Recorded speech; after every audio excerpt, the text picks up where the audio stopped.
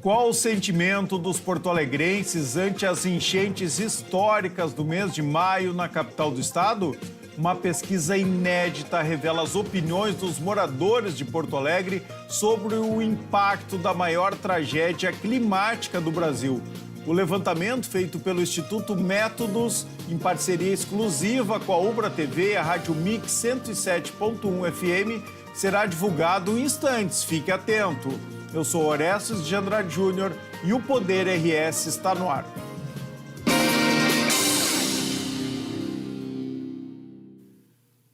O Poder RS tem o apoio de Banrisul, programa Banrisul Reconstruir RS. O negócio é reconstruir. O ABRS em defesa da advocacia e da cidadania. Grampal, Associação dos Municípios da Região Metropolitana de Porto Alegre. Juntos melhoramos a sua vida. Fiergues, compre mais produtos do Rio Grande do Sul. Somos incansáveis. Juntos somos fortes. E Prefeitura de Canoas, a Prefeitura de Canoas agradece a solidariedade de todos os voluntários. O Poder RS sempre tem o apoio também de Vinhos do Mundo, que tem mais de 1000 rótulos em espumantes e vinhos para a sua adega.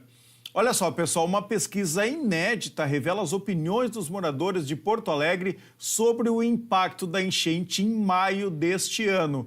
No levantamento exclusivo feito pelo Instituto Métodos, em parceria com a Ubra TV e a Rádio Mix 107.1 FM, 99% dos porto-alegrenses disseram estar muito satisfeitos com o trabalho dos voluntários.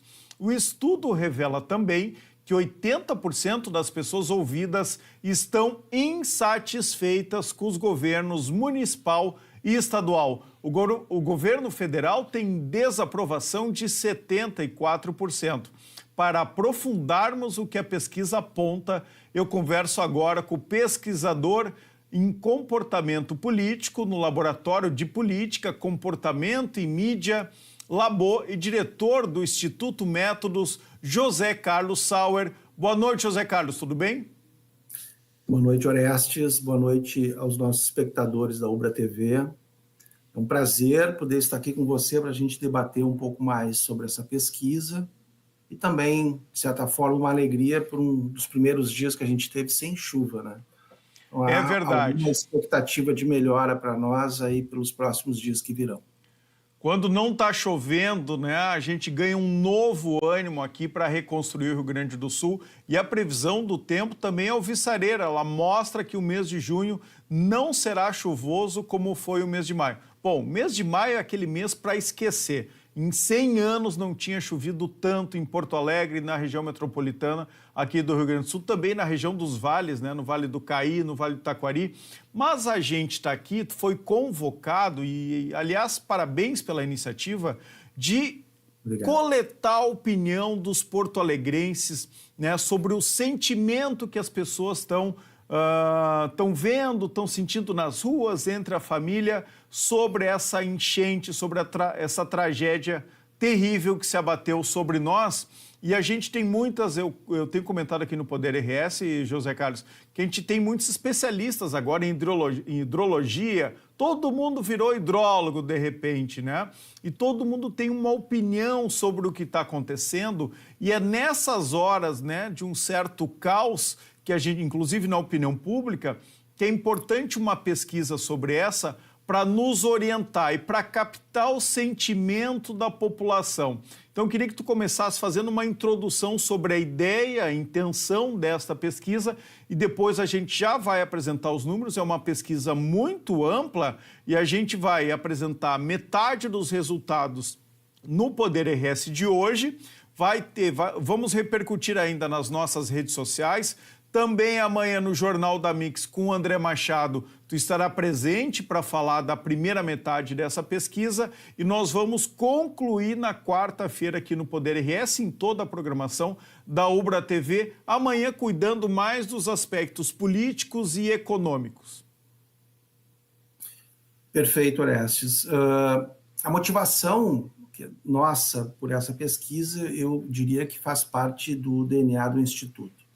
A gente está há 25 anos no mercado, né? Trabalha muito com pesquisas de opinião somos mais conhecidos por pesquisas e divulgações de pesquisas eleitorais, mas a gente tem uma longa caminhada, não só no Rio Grande do Sul, mas eu diria que em grande parte dos estados do Brasil. Durante esse mês de maio, existiu uma programação da nossa parte de fazer uma divulgação de uma pesquisa eleitoral.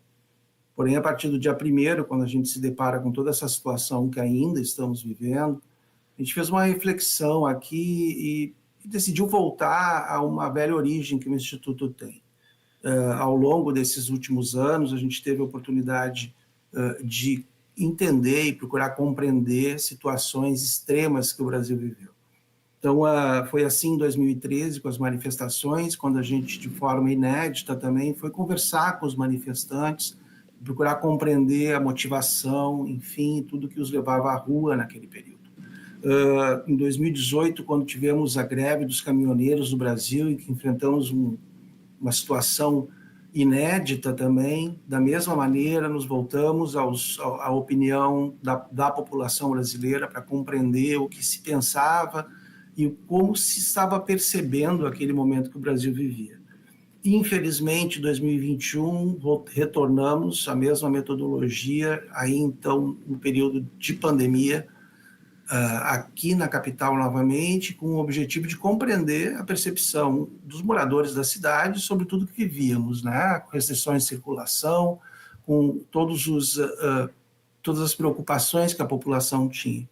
Ao chegarmos nesse trágico maio de 2024, nós não poderíamos nos furtar a novamente retornar à população. E então, a partir, né, de uma programação que fizemos juntos com vocês, a gente decidiu realizar uma pesquisa com todo o cuidado que ela merece, procurando compreender um pouco como está se sentindo esse morador de Porto Alegre, né, sobre o aspecto social, como ele está sendo atingido no âmbito econômico, quais são as perspectivas que ele tem, e passando por uma avaliação não política no sentido de entender disputas eleitorais, mas sim de avaliar as instituições políticas que estão atuando neste momento e compreender o que os nossos cidadãos e cidadãs aqui da capital pensam a respeito desse tema. Por isso que eu entendo que ela é uma pesquisa profunda, ela contribui muito para que a gente tenha um olhar científico sobre essa situação, ou seja, conseguimos entender o que uma população de uma cidade está sentindo, e é isso que vamos compartilhar agora com vocês. Vamos então, José Carlos, imediatamente agora para a divulgação dessa primeira parte da pesquisa, do levantamento. Vou pedir o primeiro gráfico aqui para a gente colocar na tela, pessoal. Vamos lá. Olha só então, a primeira pergunta aqui que está na tela, pode encher um pouquinho antes, depois a gente comenta, então pode encher a tela aqui. As cheias de maio de 2024, como você descreveria o impacto das cheias em seu bairro? E aqui a gente tem então o seguinte resultado: nada afetado 44%, pouco afetado 17% e muito afetado 39%. Queria que tu comentasse rapidinho esses números.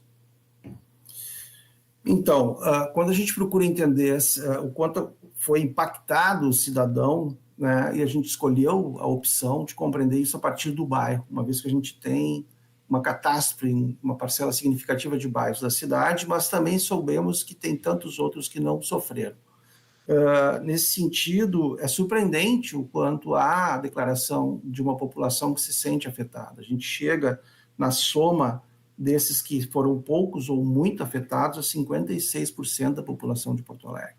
Então, seja por alagamento ou aquilo que causou de dano, como a falta de luz, a falta de água, enfim, ele acaba chegando a uma parcela significativa da nossa população. Imagina, mais da metade da população de Porto Alegre aí em torno de 800 mil pessoas, quase 900 mil pessoas foram Exatamente. afetadas pelas enchentes. Vamos para a próxima tela. Segunda pergunta aqui: o quanto você diria que as cheias afetaram a sua rotina de vida em algum nível? Nada afetado, apenas 19%, pouco afetado, 21%, e aqui um dado também que confirma o anterior, né, José Carlos? Porque 60% da população de Porto Alegre se diz muito afetada pelas enchentes. Exato, ele é um desdobramento, né, da questão anterior, mas ele nos traz, acho que já uma primeira percepção e que é necessário uma certa sensibilidade para compreendê-la. Na questão anterior, onde eu tenho o impacto das cheias no meu bairro, eu chego a 56% na soma daqueles que estão afetados por essa situação.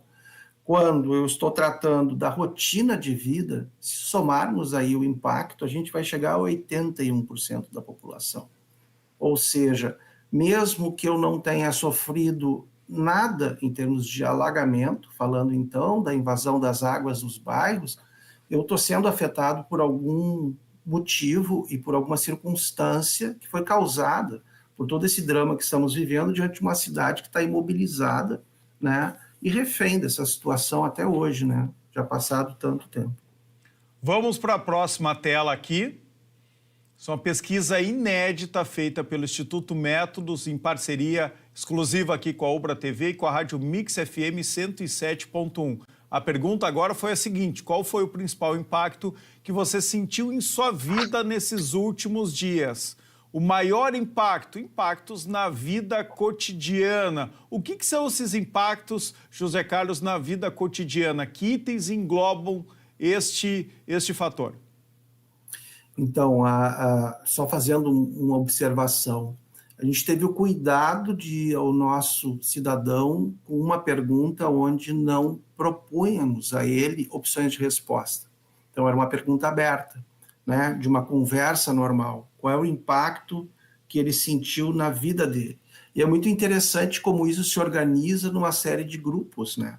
O impacto no cotidiano, ele está muito correlacionado a essa grande parcela da população que mesmo não afetada pelas cheias se diz impactada, onde ele percebe o desabastecimento de água potável, ele tem dificuldade no transporte público, ele tem dificuldade de locomoção pela cidade, porque as inundações o cercam por todos os lados, né? E isto vai causando a ele essa sensação, esse sentimento que seu cotidiano foi fortemente afetado por tudo isso. O segundo item ali está o que é também compreensível, impactos econômicos e financeiros.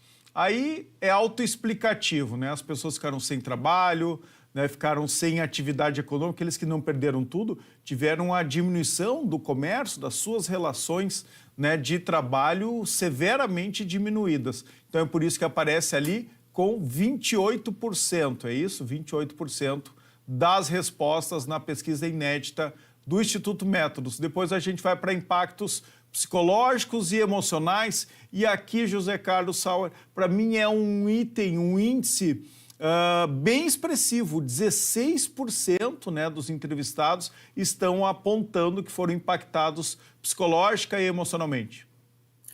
Eu diria que é um dado avassalador para todos nós, né? Ao longo de tanto tempo trabalhando neste mercado e ouvindo populações distintas em todo o Brasil sobre situações em que eles não tinham qualquer gerência, essa questão do impacto psicológico e emocional nunca veio à tona com tanta força. Eu acho que todo cidadão, através de uma entrevista, e veja, quando ele está fazendo uma entrevista, há uma certa impessoalidade. Nesse sentido, o entrevistador não conhece a pessoa.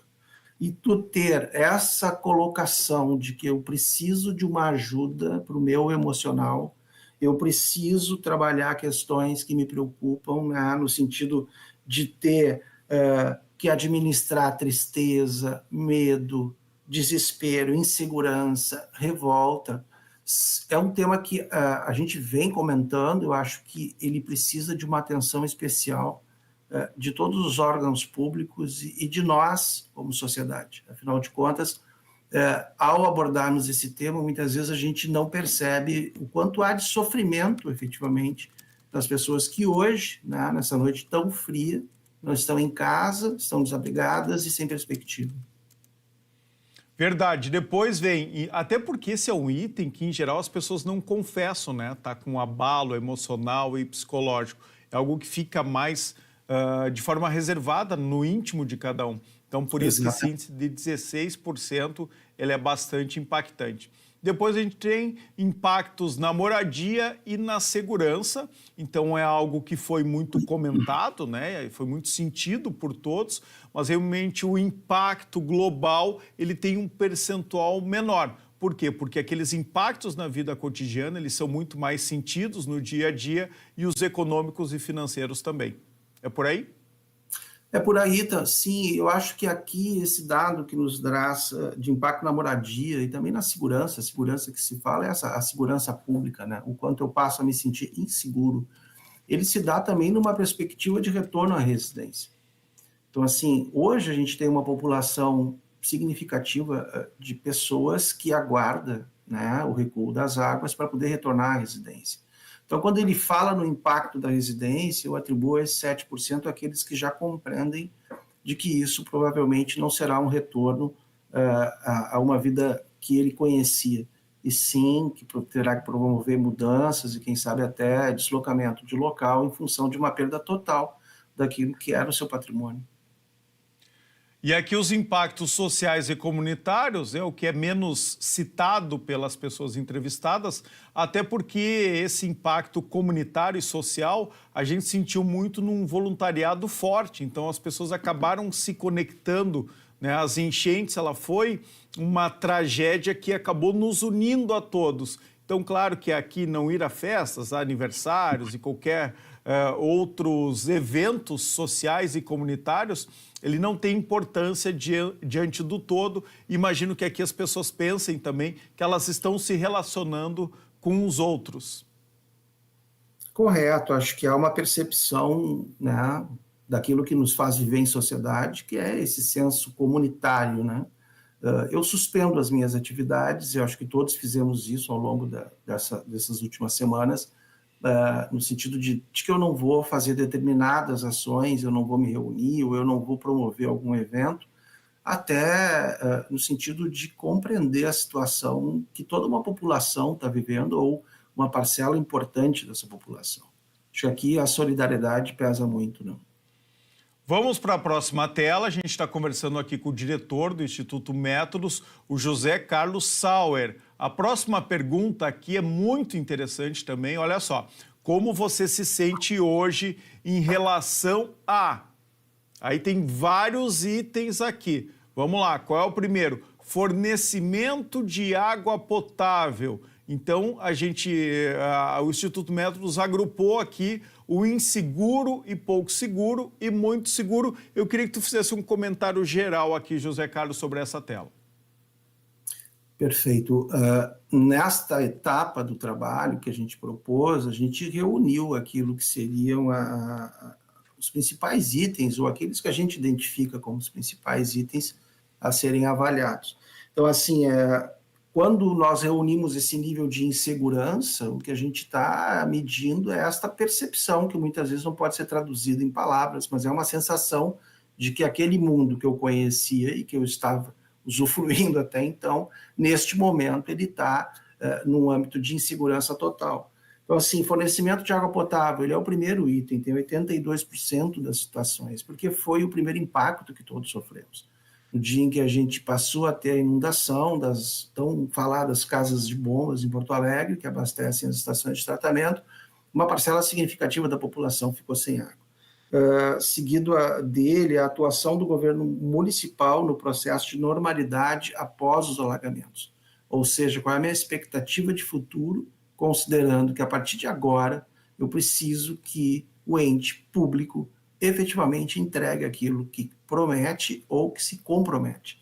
E aí há uma insegurança de 86% da população, o que também é um número altíssimo nesse sentido. Inclusive maior do que o fornecimento de água potável. E aqui a gente pode agrupar 3 itens. O próximo é a manutenção da sua fonte de renda, que foi citado por 70% dos entrevistados.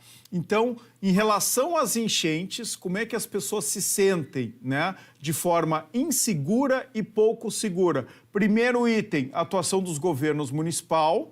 né, governos municipais aí, governo municipal em Porto Alegre, né, porque a pesquisa foi só com porto-alegrenses, no processo de normalidade após os alagamentos, fornecimento de água potável, que também, no caso de Porto Alegre, é fornecida pelo DEMAI, então tem tudo a ver também com o governo municipal. Então aqui é uma forte insegurança ao comando, a quem está na administração municipal, e que a gente vê, inclusive, com protestos crescentes aí nos últimos dias. E depois começa a aparecer a preocupação econômica, a manutenção da sua fonte de renda.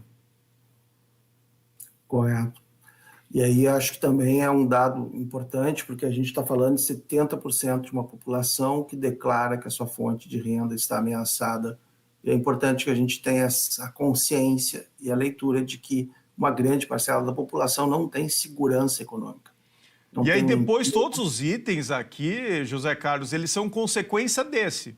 Então, com 61%, logo abaixo, tá cumprir seus compromissos financeiros. Então, é claro, se as pessoas estão inseguras ou pouco seguras, se elas estão inseguras ou pouco seguras sobre a sua renda, sobre a manutenção da sua renda, elas têm uma preocupação alta em cumprir seus compromissos financeiros. E também têm medo de perder o emprego e arranjar outro. Olha como as questões estão interligadas. Depois, logo abaixo, aos 54%, elas também estão preocupadas com o futuro profissional e também aí um pouco com a segurança do seu bairro contra as cheias. Então a gente vê nesse pacote todo, depois eu vou falar um pouquinho sobre o último item, aqui é um pacote de preocupação com o futuro econômico e com cumprir seus compromissos, e uma preocupação geral sobre a administração municipal que está conduzindo esse processo de retomada.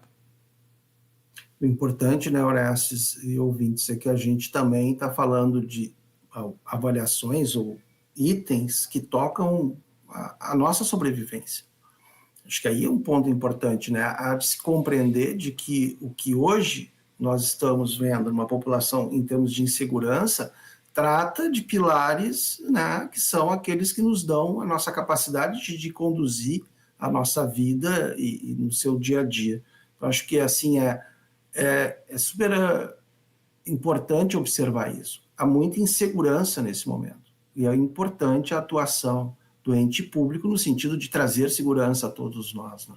E aí eu vou fazer um comparativo aqui com a pandemia. Na pandemia também a gente teve muito medo, teve receio em relação ao futuro, também no aspecto econômico, e o principal sobre a nossa saúde mesmo, né? Sobre a manutenção da nossa vida, que é muito grave, né? E aí a gente procurou, em alguns administradores públicos, a gente encontrou uma certa segurança, né? Então teve os negacionistas, quem negava a ciência, quem achava que era só algo que não era tão importante, e teve quem realmente deu a importância devida para aquela pandemia. E aí, na relação direta, nas próximas eleições, pós-pandemia do Covid-19, esses líderes que foram bem avaliados na condução da pandemia, eles foram, em geral, muito bem reeleitos, inclusive, né? Com muitos no primeiro turno. Já aqueles que foram negacionistas e que não trabalharam tão bem durante a pandemia, eles rapidamente saíram do foco do eleitor. Exatamente. Estes são eventos que a gente tem que compreender que transformam a nossa sociedade para o bem e para o mal, né? É nesse sentido, assim, valores são colocados em questão diante de situações como a gente está vivendo. A pandemia é um exemplo. Infelizmente, né, a situação das cheias no estado, em Porto Alegre, é outro exemplo. E isso acaba impactando na percepção de quem eu quero que lidere esse processo para o futuro.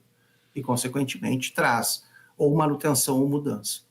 Amanhã a gente vai tratar mais desses aspectos políticos, né, que a pesquisa também entrou, sem fulanizar aqui, como a gente diz, né? A nossa ideia é que agora seria muito fácil fazer uma pesquisa, e é por isso que a gente fez essa parceria com o Instituto Métodos, que agora é fácil ir para a rua e perguntar quem são os culpados. Em geral, quem está no comando das administrações, o prefeito, o governador, o presidente, eles serão os primeiros que terão né, os dedos apontados contra si. Não foi a nossa ideia, nem a do Instituto Métodos. É claro que a gente não vai fugir dessa responsabilidade de saber o que as pessoas estão pensando. Mas em nenhum momento, nem mesmo amanhã, a gente vai entrar no aspecto pessoal de quem está nos governando neste momento. O que importa é entender o todo e o sentimento da população de Porto Alegre. O último item, José Carlos, ele para mim é curioso.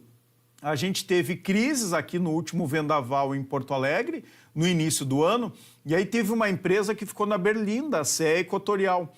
A RGE também, né, aqui em Canoas e nos municípios onde ela atende. E neste item, olha só, as pessoas, no item ali em seguro e pouco seguro, o fornecimento de energia elétrica, ele aparece, né, com um percentual alto, 52%, mas se a gente olhar o outro lado da tabela, dá para até encher a tela aqui, pessoal, para ficar mais visível ainda. O outro lado da tabela é, me sinto muito seguro, com o quê? A maior segurança dos porto-alegrenses hoje, olha só, pasmem, atenção, CE Equatorial, é em relação ao fornecimento de energia elétrica com 48%. Então, metade dos porto-alegrenses estão agora, neste momento, incrivelmente, seguros em relação ao fornecimento de energia elétrica. Isso mostra também que as medidas que foram tomadas lá pela CE Equatorial, elas tiveram um efeito e trouxeram mais segurança para a população agora. Correto, parece que os eventos que a gente viveu, né, eu pessoalmente fiquei 10 dias sem luz aqui na minha residência, de onde eu trabalho, principalmente. José Carlos, deixa eu te interromper aqui só um minuto, porque eu estou com a nossa repórter, a Milena, que está lá na posse do novo presidente da FAMURS. Ela está ao vivo com a gente agora e ela vai trazer aqui em primeira mão a palavra do novo presidente da FAMURS. Quando a gente tiver condições, pode colocar ela aqui no telão e a gente vai. Milena.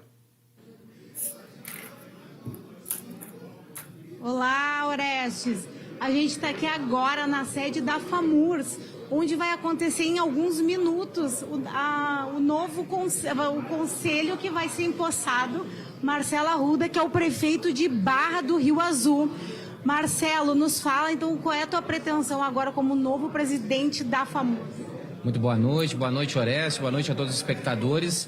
Momento de alegria poder assumir uma entidade tão representativa como a FAMURS, que ela representa as 497 cidades do nosso Rio Grande do Sul, mas ao mesmo tempo um momento de muita responsabilidade. Numa crise climática que o Rio Grande do Sul nunca viveu na história e que trouxe muita destruição. São 78 cidades em calamidade pública, 340 municípios em situação de emergência. Igor. E a FAMURS vai ter que ser o elo entre os municípios que precisam de muito recurso, de muito apoio para poder ajudar os moradores que perderam as suas casas, o empreendedor que perdeu o seu negócio e que precisa muito da ajuda do governo estadual, governo federal e das prefeituras para poder se reerguer. E a FAMURS vai fazer esse grande elo para estar reivindicando, para estar ajudando, porque a cada dia surge uma nova necessidade.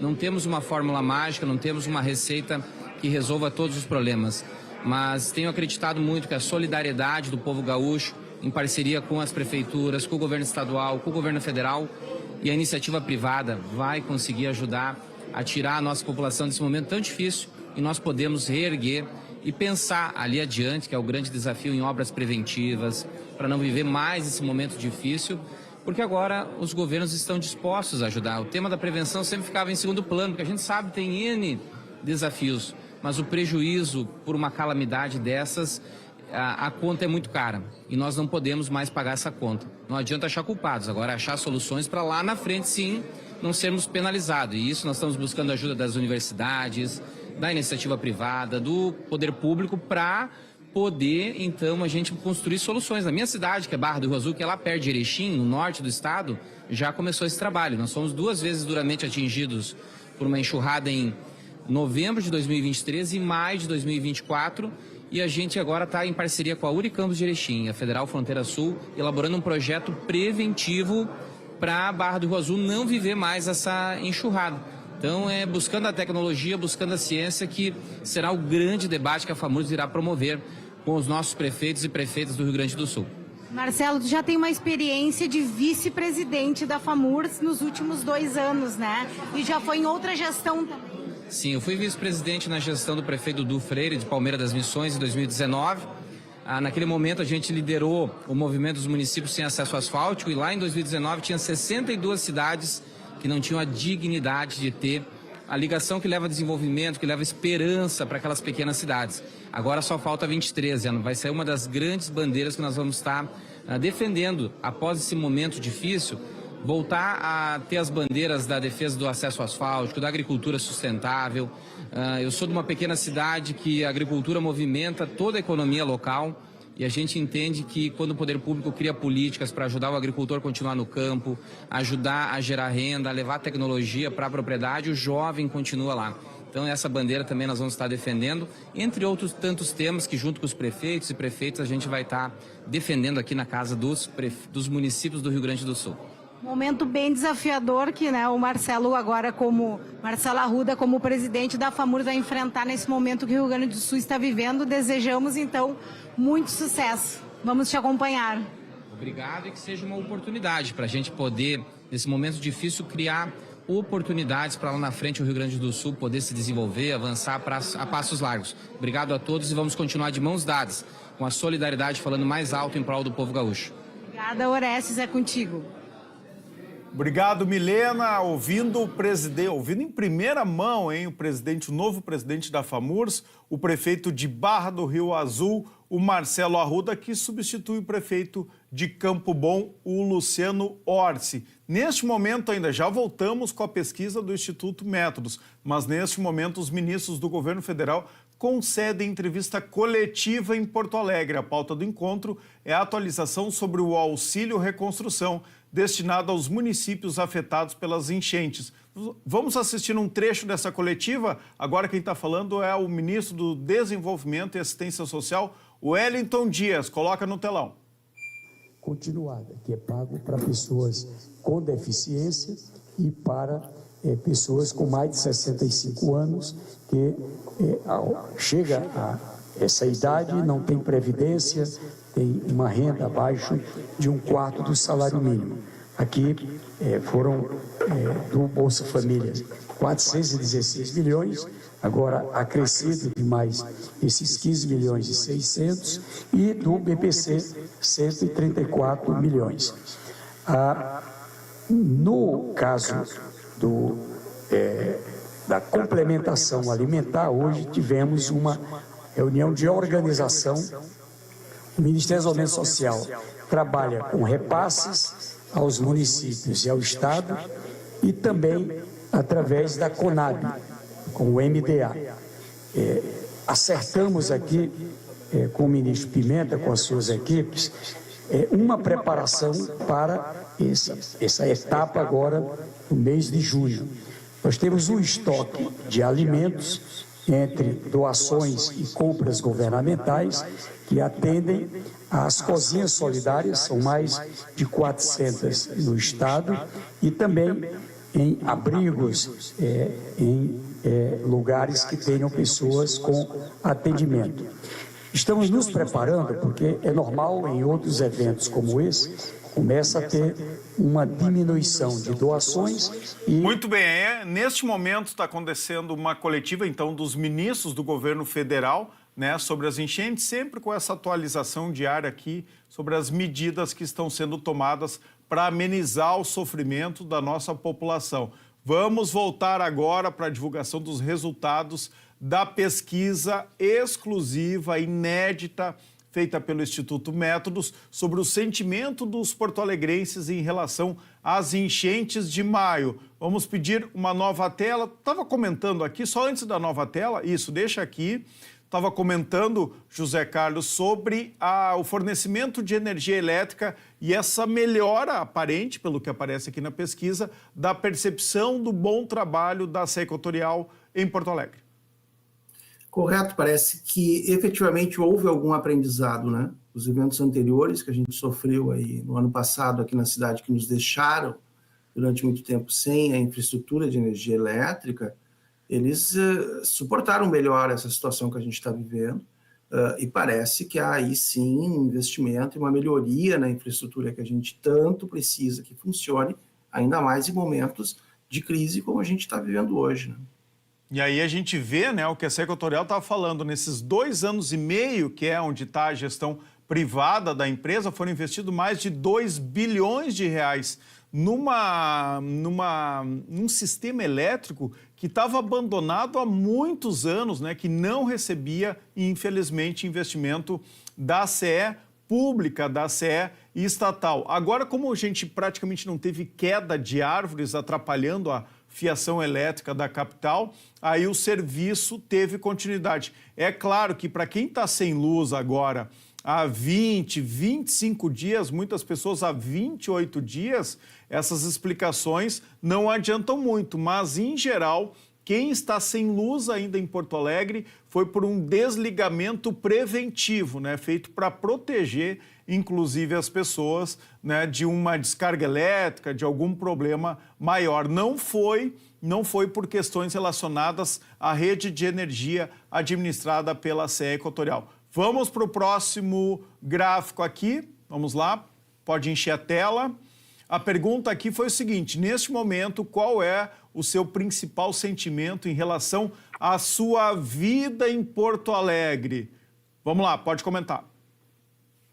Então, né, acho que ele consolida uma parcela significativa do que nós conseguimos comentar até agora nessa primeira etapa de divulgação, né? Então, uma preocupação com o futuro que parece difícil e incerto, ele é citado por 50% dos nossos entrevistados. Ou seja, essa percepção de insegurança do futuro, aliada à péssima avaliação, uma sensação de insegurança na ação do ente público, ela nos dá um eixo de análise interessante. Por quê? Porque eu preciso trazer segurança. Preciso trazer segurança à população para que esse índice, onde eu tenho essa preocupação com o futuro, seja amenizado. Eu gosto aqui, José Carlos Sauer, do outro item, tá? Num copo, né, meio cheio, meio vazio, quando está pela metade, eu gosto de enxergar o outro item, que para mim também é um dado surpreendente, que quase a metade da população, 47%, está otimista em relação ao futuro, acreditando que as coisas vão melhorar. Alguém mais crítico vai dizer sim, porque piorar não dá, né? Realmente a gente está vivendo uma grande crise. Mas quase metade das pessoas ainda estão tentando, pelo menos, manter e manifestar esse otimismo. Verdade. Eu acho que o otimismo ele é intrínseco à existência do ser humano, né? Assim, me chama muito a atenção quando há uma sinalização de preocupação e de falta de otimismo, porque, por natureza, nós somos otimistas, né? Então, assim, essa perspectiva de melhora, eu acredito que ela tende a se atenuar, né, de que as coisas estão difíceis hoje, mas eu imagino que rapidamente, à medida que a gente tenha melhora de baixas de água, populações retornando para casa, a gente consiga melhorar significativamente e ter uma maioria que tem uma perspectiva de que o futuro vai ser muito melhor do que o presente que estamos vivendo. Para encerrar a divulgação da primeira parte dessa pesquisa sobre o sentimento, as opiniões dos porto-alegrenses em relação às enchentes de maio, eu vou pedir agora a penúltima tela aqui, depois temos a última. Vamos colocar aqui a penúltima com a seguinte pergunta. Olha só, que interessante. Para cada frase que vou ler, era o pesquisador, né, falando com o pesquisado, me diga o quanto você está. Aí o primeiro item aqui que aparece: não tenho esperança de que a vida volte ao normal tão cedo. 59%, né? Quase 60%, é um índice bastante alto. Depois temos duas frases também que representam aí 1/3 dos pesquisados. Tenho me sentido triste e abatido nos últimos dias e nestas últimas semanas tenho a sensação de que a minha vida parou. De certa forma, né, a gente observa essa suspensão da perspectiva de futuro, né, e temos que lidar diariamente com tanta tragédia e tanta notícia sem a perspectiva de melhora. Eu acho que a gente chega nessa semana, finalmente, com uma perspectiva futura de melhora, principalmente em relação ao tempo, que nos ajuda muito nessa situação. Mas, num cômputo geral, o que a pesquisa demonstra para todos nós é de que estamos vivendo, sim, cada um, né, cada pessoa, cada cidadão com a sua preocupação, com a sua ansiedade, com a sua falta de perspectiva ou uma perspectiva de dificuldade nos próximos dias. Então, ela nos coloca num momento de muito... em que há uma necessidade, muita sensibilidade. A sensibilidade de todos nós, estamos tratando com esse assunto, uma sensibilidade das entidades privadas, públicas, de que efetivamente Orestes e ouvintes entreguem o que estão combinando conosco. Eu não coloco isso mais como uma promessa, mas estamos nos comprometendo a entregar determinadas coisas que são urgentes para que a gente consiga trazer a vida minimamente à normalidade que conhecíamos antes do início desse mês. Repetindo aqui os números, então, né, sobre este quadro importante, que é sobre frases que foram lidas pelos pesquisadores para os porto-alegrenses. Então, em primeiro lugar, aqui é para identificar a frase com que as pessoas mais concordam. Eu vou deixar o primeiro lugar para comentar depois separadamente. Mas são 3 frases aqui importantes. Olha, 70% dizem que concordam com a seguinte frase: tenho me sentido triste e abatido nos últimos dias. Depois, com 64%, nestas últimas semanas tenho a sensação de que a minha vida parou. São sentimentos parecidos. Depois, não tenho esperança de que a vida volte ao normal tão cedo. Aí 41% da população. Aqui é incrível que quase 60% da população, então, tem esperança, porque a gente tem que manter a esperança, né, por dias melhores. Mas o dado mais impactante aqui, José Carlos Sauer, diretor do Instituto Métodos, é essa última frase: darei mais atenção às questões ambientais após essa tragédia. Quem concorda com essa frase é 91% dos porto-alegrenses. Exato. Ela nos diz muito, né? Nos diz muito. A preocupação com o meio ambiente, com a sustentabilidade, agora vai fazer parte definitivamente das nossas vidas. Exato. Se ela antes era uma política de governo ou uma política de campanha, como a gente costuma muito ver em períodos eleitorais, ela hoje passa a ser uma necessidade. E me parece que aí há uma escala que a gente vai acabar no futuro talvez conhecendo do que significa essa preocupação com o meio ambiente, né? Eu posso cuidar mais do meu lixo ou não, eu posso solicitar e exigir que governos e governantes efetivamente tenham ações em relação a isso que diminuam a incidência de eventos catastróficos como esse que a gente está vivendo. Aliás, então, assim, cabe uma nova pesquisa um mais específica, uma sondagem mais específica sobre este assunto. Amanhã tem pelo menos mais um item, mais uma pergunta que trata deste assunto na pesquisa do Instituto Métodos e que a gente vai trazer e vai comentar aqui amanhã. Vamos para o último item de hoje. Passou rápido, aqui nós temos, já são 18h49, está nos últimos 10 minutos do programa, mas aqui para mim também é muito exemplar com o que a gente viveu e está vivendo. E a pergunta foi o seguinte: como você avalia o suporte ao atendimento da enchente realizado pelos, e aí tem vários itens aqui. 99% está muito satisfeito com quem? Com os voluntários, né? Aquela onda do voluntariado, das pessoas se jogando nas águas e salvando outras pessoas, inclusive de outros estados aqui do Rio Grande do Sul. A gente teve voluntários que se jogaram, arriscaram as suas vidas para salvar gaúchos nessas enchentes. Então, aqui esse reconhecimento. 99% aplaude, está muito satisfeito com os voluntários, com o trabalho dos voluntários. E aí a gente tem aqui também por ordem, né? Por ordem, os bombeiros vêm depois com 69%. Importante esse dado, os bombeiros também, né? Tiveram na linha de frente aí dos salvamentos, foi muito evidente isso e agora é reconhecido pelos porto-alegrenses. Depois dos bombeiros, com 56%, a Brigada Militar, que também, né, a nossa valorosa Brigada Militar, com os brigadianos sempre à frente também aí dos salvamentos. E aqui uma certa surpresa para mim, o Exército, que foi muito criticado nas redes sociais, por ficar mais na retaguarda.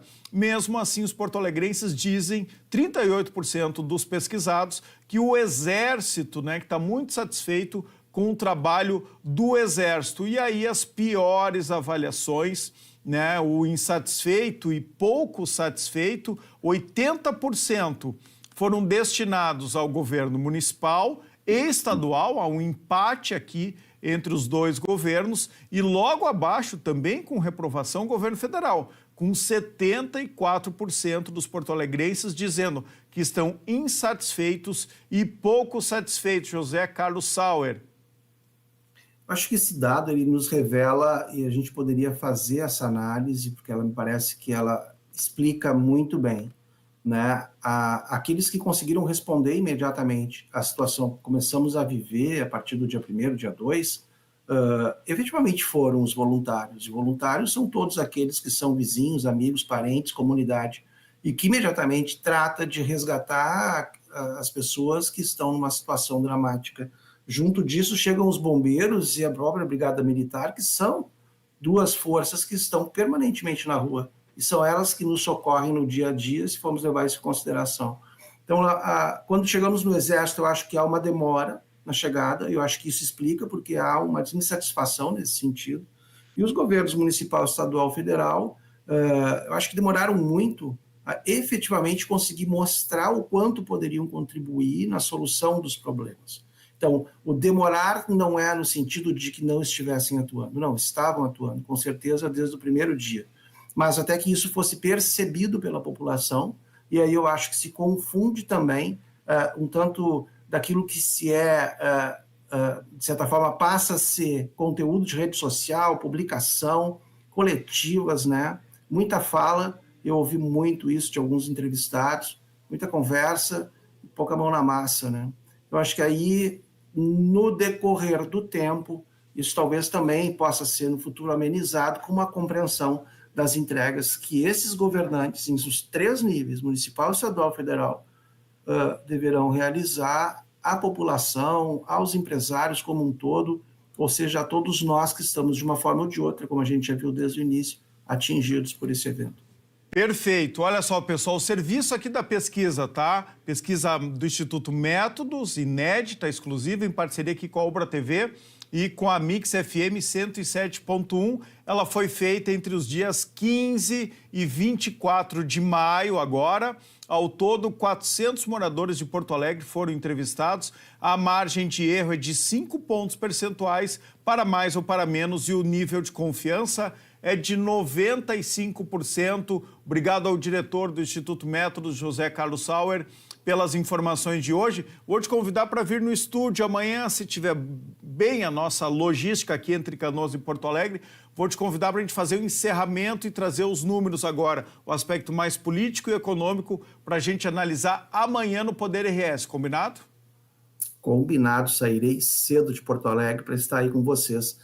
Eu agradeço o teu carinho, a tua atenção, a disponibilidade de tocar nesses temas, porque eu acho que eles são necessários para que a gente se compreenda como sociedade e entenda a urgência de determinados temas aí que estão colocados a partir desta apresentação que fizemos hoje. Amanhã tem mais José Carlos Sauer, diretor do Instituto Métodos, no Jornal da Mix, com o André Machado, das 6 às 8 da manhã. Acho que a entrevista é marcada para 6h30, é isso?